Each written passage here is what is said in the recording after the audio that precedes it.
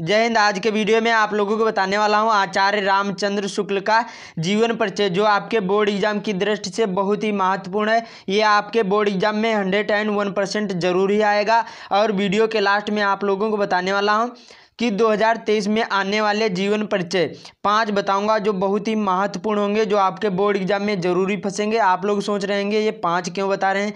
देखो, आप लोगों के बोर्ड एग्जाम में 7 सेट होते हैं, जो क्लास 10th में होते हैं 7 सेट होते हैं, तो इसलिए बता रहा हूँ। देखो, आप लोग 5 तैयार करके जाओगे तो इनमें से जरूरी आपके 2 फंस जाएंगे, क्योंकि इसमें 7 सेट होते हैं। मतलब आपके बोर्ड एग्जाम में मैं बता दूंगा तो 3 भी आ सकते हैं, लेकिन उसमें आपके सेट में आएंगे, लेकिन ये कंफर्म नहीं होगा कि आपके एग्जाम में आ सकते हैं और नहीं भी आ सकते। इसलिए मैं 5 बताऊंगा, वही आप लोग तैयार कर लेना।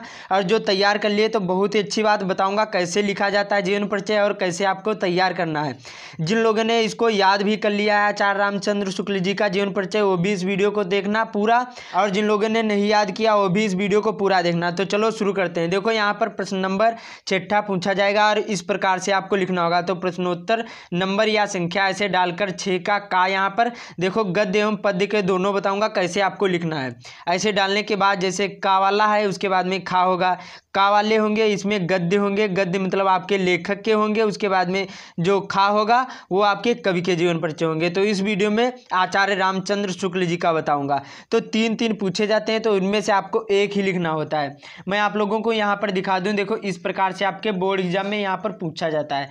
प्रश्न नंबर जो यहाँ पर 6 होता है, ये आपके बोर्ड एग्जाम में आता है। यहाँ पर देखिए, इस प्रकार से आपके बोर्ड एग्जाम में प्रश्न पूछा जाएगा। प्रश्न नंबर 6 होगा का वाला।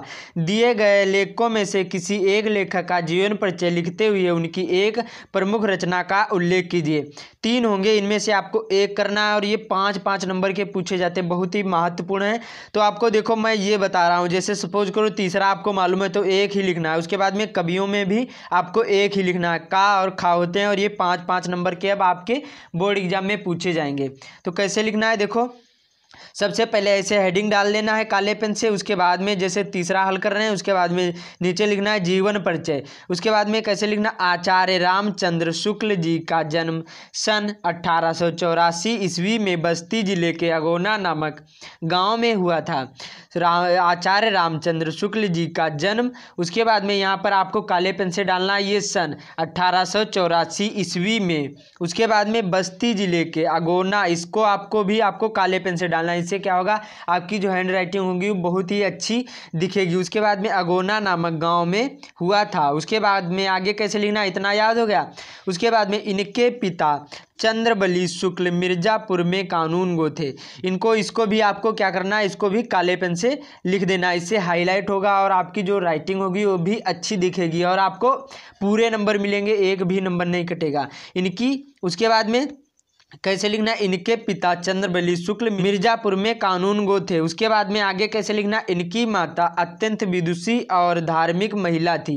अब जैसे कुछ गलत हो जाए तो आपको काट पीट नहीं करना, आपको पूरा हाईलाइट नहीं करना है। जैसे यहाँ पर विदुषी गलत हो गया तो सिंपली उसको अलग लिख सकते हो, लेकिन एक बार केवल काटना है। जैसे विदुषी यहाँ पर ऐसे ये गलत हो गया था, तो यहाँ पर ऐसे कर देना, आपको हाईलाइट नहीं करना, इसको ज़्यादा हाईलाइट नहीं करोगे, क्योंकि जब ज़्यादा हाईलाइट कर दोगे तो यहाँ पर अच्छी राइटिंग नहीं मानी जाएगी और आपको अच्छे नंबर नहीं मिलेंगे।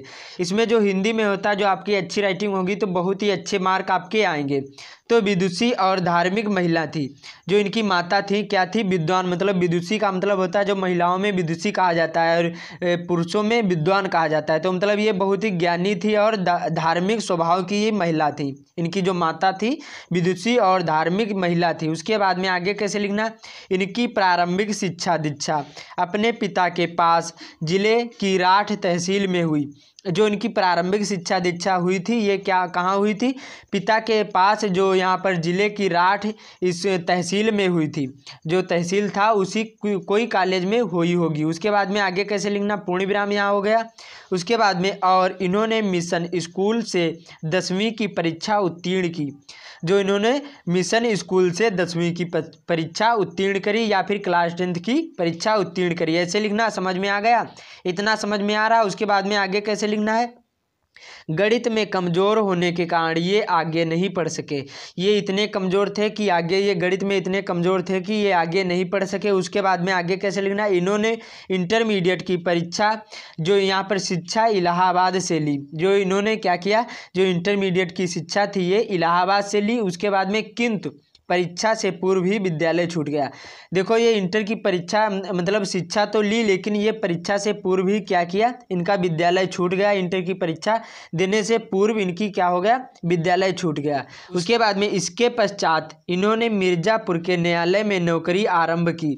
जो वहाँ मिर्ज़ापुर था उनके न्यायालय में क्या किया, नौकरी आरंभ की। उसके बाद में आगे कैसे लिखना, यह नौकरी इनके स्वभाव के अनुकूल थी। उसके बाद में अतः ये मिर्ज़ापुर के मिशन स्कूल में चित्रकला के अध्यापक हो गए। समझ में आया। उसके बाद में आगे कैसे लिखना, इन्होंने कहानी, कविता, निबंध, नाटक आदि की रचना की। ऐसे आपको लिखना, सेम इसी प्रकार से लिखना, एक भी नंबर नहीं कटेगा। जैसे मैंने आप लोगों को बताया सेम इसी प्रकार से अच्छी राइटिंग में लिखना है। जितनी अच्छी राइटिंग होगी उतने ही अच्छे आपके मार्क आएंगे। उसके बाद में इतना समझ में आया, रचना की मतलब इन्होंने जो यहाँ पर क्या किया, यह नौकरी के पश्चात इनके स्वभाव के अनुकूल थी। उसके बाद में आगे कैसे लिखना, अतः ये मिर्ज़ापुर के मिशन स्कूल में चित्रकला के अध्यापक हो गए। उसके बाद में इन्होंने कहानी, कविता, निबंध, नाटक आदि की रचना की। उसके बाद में आगे कैसे लिखना, इन्होंने 19 वर्ष तक काशी नागरी प्रचारी पत्रिका, ये आपको काले पेन से डाल देना है, काशी नागरी प्रचारी पत्रिका का संपादन भी किया। उसके बाद में आगे कैसे लिखना, हिंदी का यह दिग्गज साहित्यकार सन 1941 ईस्वी में स्वर्गवासी हो गए। इस प्रकार से आपको जीवन परिचय लिखना है, एक भी नंबर नहीं कटेगा और आपके पूरे के पूरे नंबर आएंगे। इसका स्क्रीनशॉट ले लीजिए और अच्छी तरीके से आप लोग इसको याद भी कर लीजिए, बहुत ही महत्वपूर्ण है। और जिन लोगों ने नहीं याद किया तो यही इसी प्रकार से आपको याद करना है। जिन लोगों ने याद कर लिया वो भी बहुत ही अच्छी बात है। इसी प्रकार से आपको लिखना है, पूरे नंबर मिलेंगे, एक भी नंबर नहीं कटेगा। उसके बाद में आगे यहाँ पर काले पेन से हेडिंग डालना है। इसमें क्या लिखना है, देखो रचनाएं हेडिंग डालना है। उसके बाद में इनकी रचनाएं चिंतामणि, विचारवीति, रसमीमांसा, त्रिवेणी, सूरदास आदि इतनी बहुत हैं। देखो आपको उसमें एक ही बता रहा था, लेकिन आपको 3-4 लिख देना है। इससे क्या होगा, आपकी जो यहाँ पर होगा बहुत ही अच्छा दिखेगा। चिंतामणि, विचारवीति, रसमीमांसा, त्रिवेणी, सूरदास, ये इनकी सभी रचनाएं। इस प्रकार से आपको लिखना है जीवन परिचय। अब आप लोगों को बता दूं कौन कौन से आपको बोर्ड एग्जाम में याद करना है, वही आपके बोर्ड एग्जाम में आएंगे। तो देखो यहाँ पर सबसे पहले आचार्य रामचंद्र शुक्ल जी का, ये तो आपको मैंने बता दिया है, इसी प्रकार से आपको याद करना है। उसके बाद में जयशंकर प्रसाद का, इस पर मैंने भी वीडियो बना दिया हूँ, आप लोग विजिट करके देख सकते हैं। ये आपके दोनों लेखक के हो गए, दो याद करना है। देखो आचार्य रामचंद्र शुक्ल मित्रता नामक पाठ के लेखक हैं और जयशंकर प्रसाद यहाँ पर जो ममता नामक पाठ के लेखक हैं। समझ में आया। उसके बाद में ये आपके लेखक हो गए। उसके बाद में जो तुलसीदास जी, इनको याद कर लेना है जीवन परिचय, इस पर भी मैंने वीडियो बना दिया हूँ, आप लोग देख सकते हैं। उसके बाद में यहाँ पर सूरदास जी का, इस पर मैंने भी वीडियो बना दिया हूँ कि कैसे आपको सूरदास जी का जीवन परिचय लिखना है।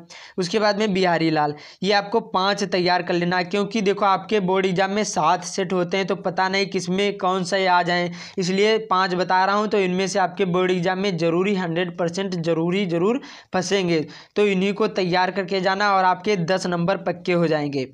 तो वो कहावत कही गई है, तुलसी सूर बिहारी जिनसे बोर्ड परीक्षा है, तो इनको जरूरी तैयार करके जाना, 5 को अच्छी तरीके से।